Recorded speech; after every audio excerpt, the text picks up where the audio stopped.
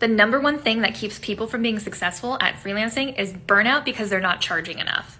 Hey, my name is Amy. I'm a six-figure freelance writer, and I help people make money on the internet so that they can spend more time traveling the world and working on projects that they love. I've said it before, I'll say it again. I think Fiverr is really disincentivizing freelancers to charge more and encouraging everyone to be at a race to the bottom with lowering their rates instead of actually getting paid what they're worth.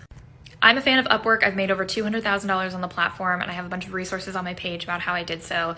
But the reason why I like Upwork in particular is because they've figured out how to bring in the business traffic of these larger corporations and startups who need creative talent, who need other freelancers to help them kind of augment their current teams.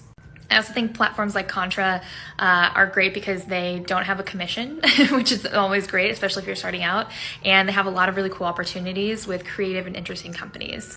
It's really important to remember that if you are not charging enough, if your hourly rate is not going to fulfill your expenses, or if your per project rate is not going to get you to your income goals, then you are going to burn out. If you are working for 9 hours and $60 for the whole 9 hours, you are not going to make it as a freelancer. And it's not because you don't have a good work ethic. It's just you're not getting paid enough and you're not making space for the clients that are going to pay you more. And you might need to kind of audit your marketing strategy, what platforms you're on, what kind of jobs you're doing, and what your strategy is to get more clients.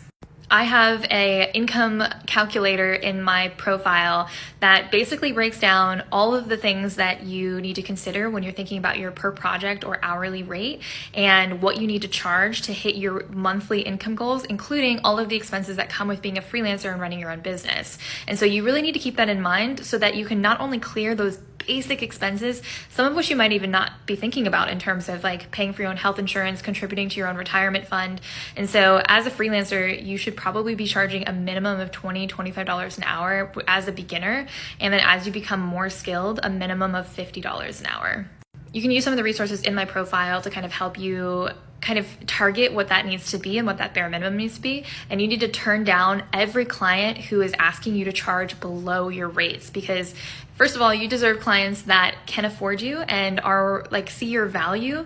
And secondly, if you constantly are taking on clients below your rate and below the rate that you need to survive and thrive, then you're going to burn yourself out and not actually be able to figure out how to get to the clients that can afford you, are excited about your talents, and can pay you what you're worth and what you need to survive. Getting started as a freelancer can take some time. It can take some time to build all this stuff up. So don't lose hope, keep going, and just make sure that you really stand firm in your rates, even if you're a beginner, so that you don't fall too far below what you need so that you don't get burnt out. Follow for more freelancing tips.